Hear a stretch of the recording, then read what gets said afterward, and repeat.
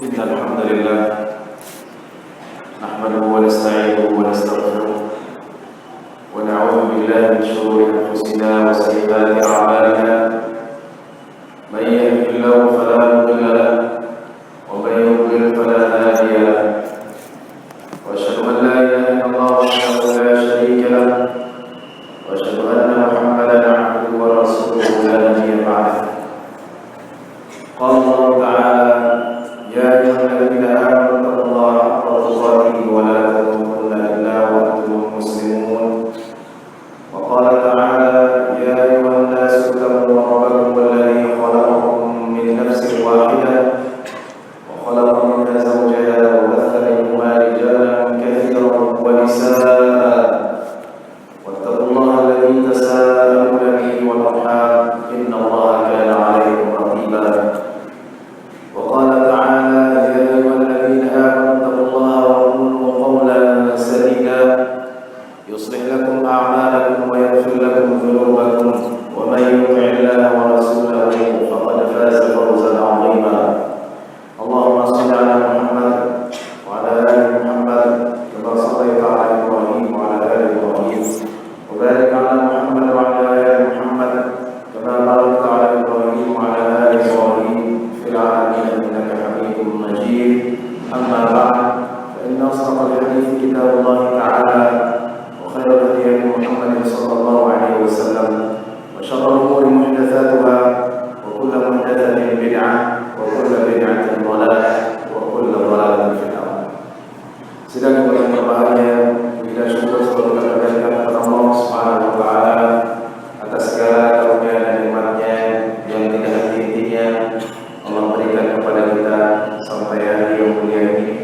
Allah masih memberikan kita kehidupan, masih memberikan kita kesehatan dan kesempatan untuk bersama-sama datang ke masjid ini dalam rangka melakukan salat. Selawat salam semoga selalu tersampaikan kepada junjungan kita, kepada Rasul kita, panutan kita, dan Muhammad sallallahu alaihi wasallam beserta para keluarga, sahabat tabi'in dan seluruh pengikutnya yang senantiasa menapaki jejaknya dan mengikuti sunnah-sunnah. Sedang umat yang berbahagia, jika ada orang yang menganggap bahwa kebahagiaan bisa didapatkan dengan harta,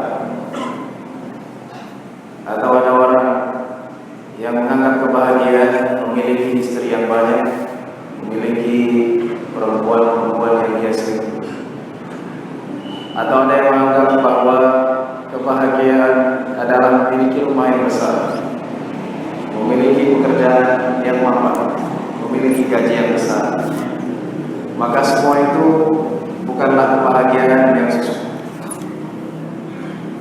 Kebahagiaan dalam hidup ini dan kuncinya Allah Subhanahu wa taala hanya sebutkan dua saja.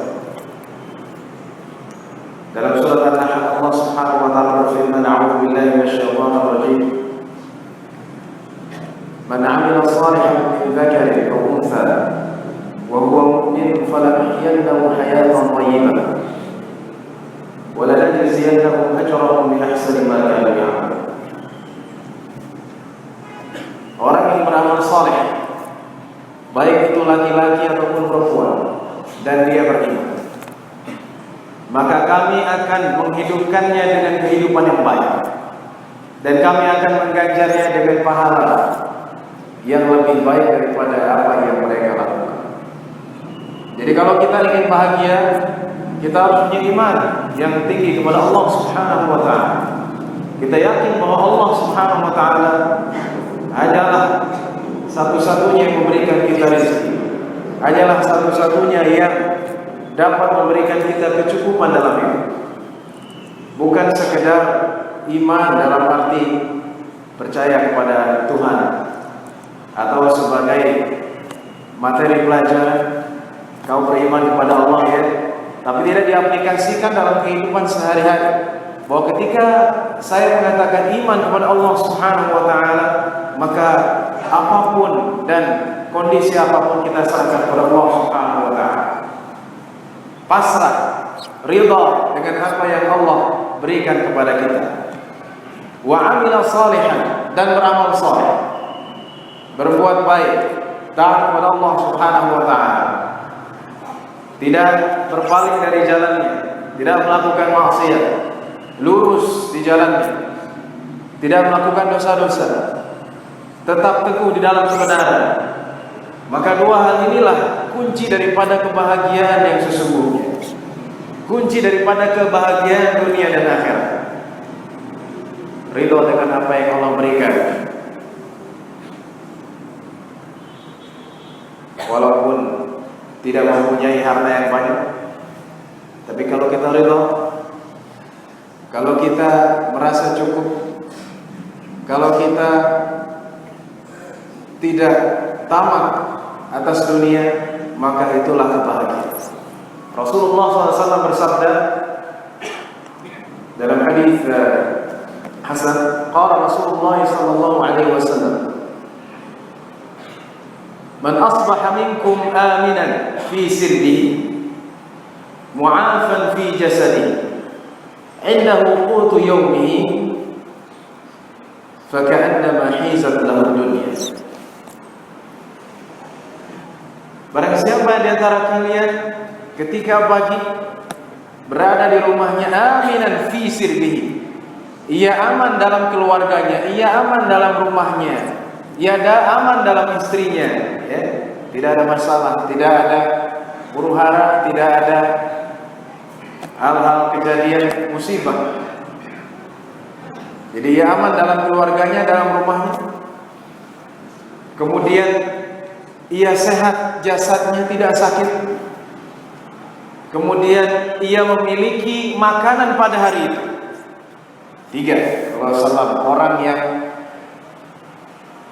dalam konteks ridho, bahwa orang yang aman dalam rumahnya, tidak ada masalah, tidak ada musibah, kemudian tidak ada cekcok, tidak ada pertengkaran, kemudian ia sehat dalam jasadnya, jasmaninya sehat, dan ia memiliki makan pada hari itu, maka kata Rasulullah SAW, faka'annama hizat lahu dunya, maka seakan-akan dunia milik, seluruh dunia miliknya. Kenapa?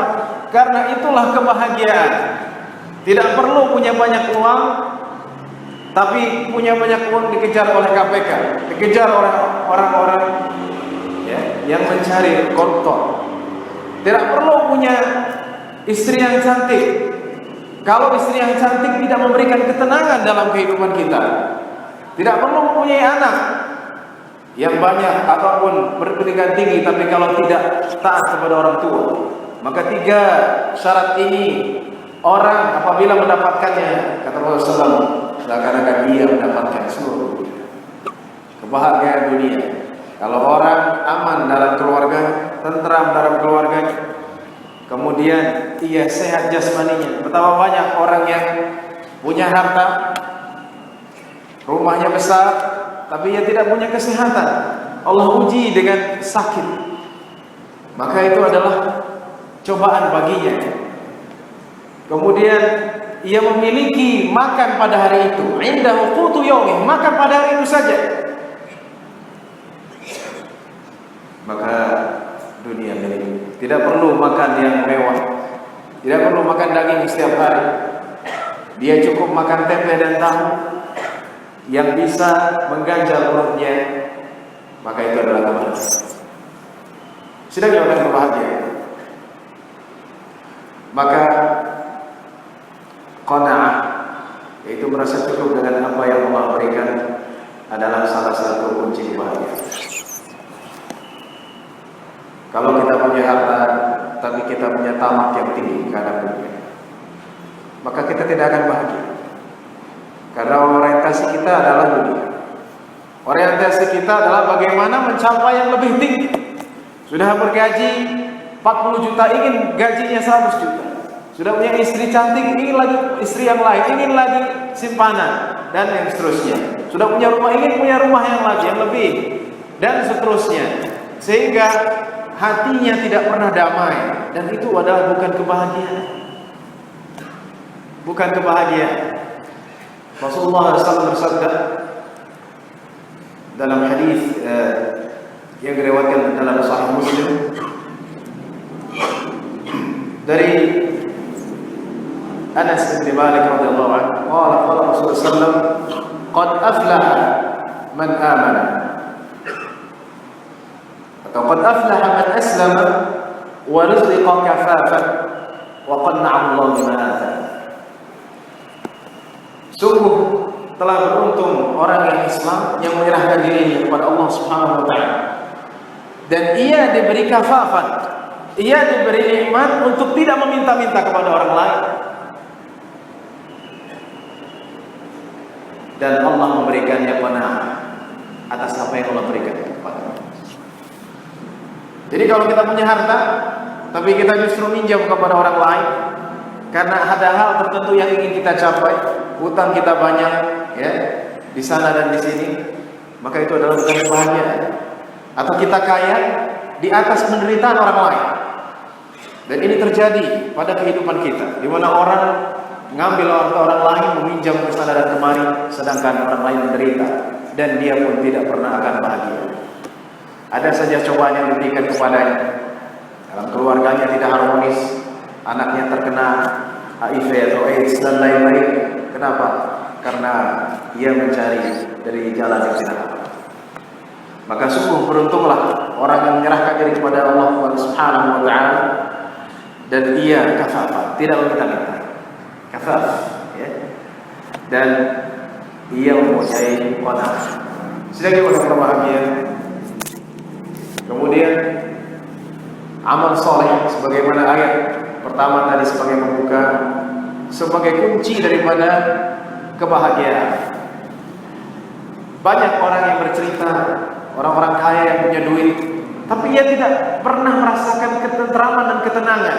Ketika ditanya tentang sholat, mereka tidak pernah meletakkan keningnya untuk sujud, tidak pernah sholat, tidak pernah datang ke masjid, tidak pernah membaca Al-Quran.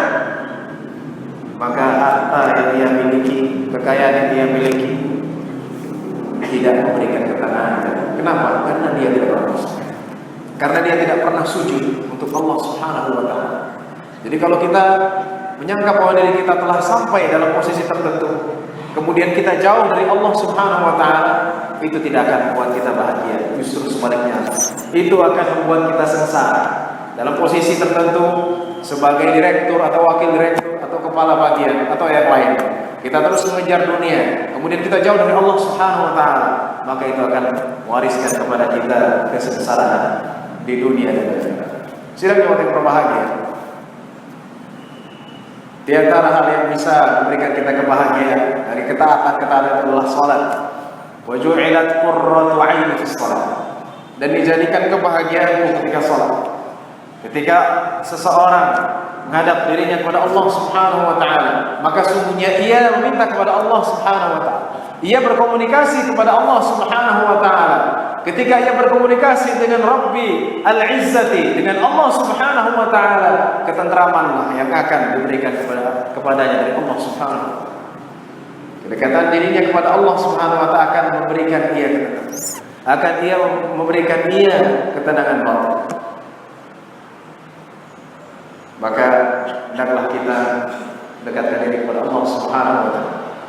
Jangan sampai kita jauh dari ajaran Allah Subhanahu wa taala. Dan satu lagi, dan masih banyak lagi dari hadis tadi disebutkan aminan fi baiti, aman dalam bahwa istri salehah dapat memberikan kita kebahagiaan. Kalau istri kita tidak taat kepada Allah Subhanahu wa taala, maka kehidupan kita seperti diguncang dan rumah tangga kita tidak sakinah dan mawaddah. Itu hal yang bisa membuat kita sengsara. Maka didiklah istri kita dengan sebaik-baiknya. Jangan sampai istri kita keluar dari jalan yang tidak benar, dari jalan yang Allah murkai, karena itu salah satu yang membuat kita tidak bahagia. Ketika keluarga kita taat kepada Allah Subhanahu wa taala, maka Allah akan memberikan kebahagiaan kepada kita. Sedang kalau berbahagia, jika tadi adalah hal-hal yang dapat memberikan kita kebahagiaan di dunia ini dan di akhirat. Maka hal sebaliknya yang menyebabkan kita tidak bahagia adalah berpaling dari zikir kepada Allah Subhanahu. Allah Subhanahu wa taala berfirman dalam surat Taha, "Wa man a'rada 'an dzikri fa inna lahu ma'isyatan dhanka wa nahsyuruhu yawmal qiyamati a'ma. Qala rabbi lima hashartani a'ma wa qad kuntu basira. Qala kadzalika atatka ayatuna fanasitaha wa kadzalika al-yawma tunsa." Dan barang siapa yang berpaling dari zikir kepadaku, ia lupakan. Mentang-mentang sudah kaya, mentang-mentang sudah punya jabatan, mentang-mentang rumahnya banyak, tapi dia lupa akan aku. Ia tidak pernah mengingatku, ia tidak pernah sholat di masjid, ia tidak pernah berzikir, ia tidak pernah mau mengaji. Fa inna lahu ma'isyatan dhanka, maka baginya adalah kehidupan yang sempit. Dhank itu bukan sekedar sempit, tapi sangat sempit. Artinya selalu goda, tidak pernah tenang. Apalagi orang-orang di sekitarnya selalu memprovokasi atau mengejek atau bahkan ingin menjatuhkan atas jabatan yang dimiliki, sehingga hatinya tidak tenang, takut akan jabatan, takut atas posisi. Dhanka. Apakah sampai situ saja? Sempit di dunia? Tidak. Kata Allah Subhanahu wa taala, kami akan mengumpulkannya pada hari kiamat dalam keadaan buta. Ia buta, tidak bisa melihat apa. Kenapa ia dibutakan oleh Allah Subhanahu wa taala? Allah menjawab dalam firman-Nya, seperti itulah ketika datang kepada kau ayat-ayat kami, engkau melupakan. Engkau tidak mau baca Al-Quran, engkau tidak mau mengamalkan Al-Quran, engkau hanya melihat Al-Quran sebagai bacaan, engkau tidak mau mengikuti petunjuk Rasulku, kata Allah Subhanahu wa taala. Dan ketika engkau melupakan ayat-ayat kami, maka engkau juga dilupakan. Ketika kita melupakan ajaran Allah, maka Allah akan melupakan kita, dan Allah tidak akan memberikan perhatian sedikit pun kepada kita di dunia dan akhirat. Nauzubillah wa na'udzubillah. Sedang yang berbahagia. Dengan demikian, janganlah sampai hidup kita hanya untuk materi, hanya untuk jabatan, hanya untuk kesenangan dunia. Karena dunia yang kita cari tidak pernah akan habis. Karena dunia yang kita cari tidak akan membahagiakan kita di dalam kubur kita. Tidak ada sedikit pun yang kita bawa dari dunia ini kecuali hanya selai dari kain kafan. Dan ketika kita bertemu Allah Subhanahu wa taala, Allah murka atas kita. Nauzubillah wa na'udzubillah. Dan kita sebagai muslim hendaklah berdoa kepada Allah Subhanahu wa taala agar kita diberikan kebahagiaan di dunia dan akhirat. Rabbana atina fid dunya hasanah wa fil akhirati hasanah wa fil akhirati hasanah wa qina adzabannar. Tuhan kami, berikanlah kami kebahagiaan, kebaikan di dunia, dan berikanlah kami kebahagiaan, kebaikan di akhirat, dan hindarilah kami dari siksa neraka. Semoga Allah Subhanahu wa taala memberikan kita kebahagiaan yang hakiki. Semoga Allah Subhanahu wa taala menenteramkan hati kita dan memberikan kita jalan keluar dari segala masalah yang kita hadapi. Barakallahu fil Qur'anil azim wa nafa'ani wa iyyakum bima fihi min al-ayati wa dzikril hakim. Aqulu qawli hadha wa astaghfirullah.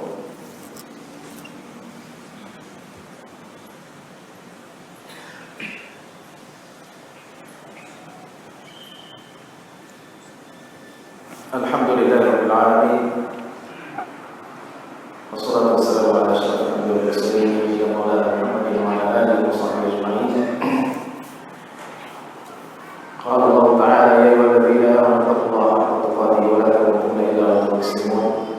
Allahumma shalli ala Muhammadin wa ala alihi wa sahbihi wa tabi'in bi ihsan ila yaumid. Wa ala Allaha malaikatahu yaquluna bada fi nafsihi wa thanna malaikatahu yusabbihuna bi ismihi. Qala ta'ala inna Allaha wa malaikatahu yusalluna 'alan nabi ya ayyuhalladzina amanu shallu 'alaihi wa sallimu taslima.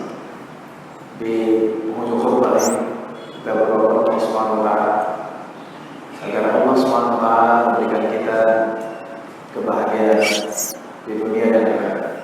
Dan bagi saudara-saudara kita di Syria dan Mesir dan negara-negara lainnya yang tertimpa musibah yang dianiaya. Semoga Allah menyayangi mereka dan memberikan mereka pertolongan.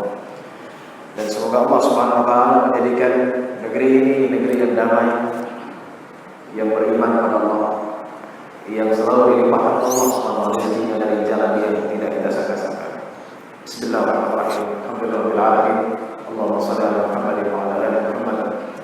Allahumma ij'al hadha baladan aminan mutma'innan ya'tihi rizquhu ragadan min kulli makan برحمتك يا ارحم الراحمين. اللهم ارزقنا السعادة في الدنيا والآخرة. اللهم ارزقنا السعادة في الدنيا والآخرة.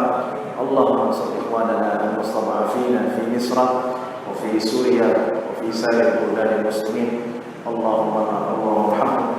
اللهم ارحمهم. اللهم ارحمهم. اللهم وفق ولاة أمورهم إلى ما تحب وترضى. اللهم اغفر لنا ذنوبنا ولوالدينا وارحمنا وارحمهم كما ربنا صغارا. ربنا اغفر لنا ذنوبنا وللمسلمين والمسلمات والمؤمنين والمؤمنات الأحياء والأموات إنك سميع قريب مجيب الدعوات. ربنا آتنا في الدنيا حسنة وفي الآخرة حسنة وقنا عذاب النار. عباد الله إن الله يأمر بالإحسان وإيتاء ذي القربى وينهى عن الفحشاء والمنكر يعظكم لعلكم تذكرون. ولذكر الله. الله أكبر الله أكبر أشهد أن لا إله إلا الله أشهد أن محمدا رسول الله حي على الصلاة حي على الفلاح قد قامت الصلاة قد قامت الصلاة الله أكبر الله أكبر لا إله إلا الله.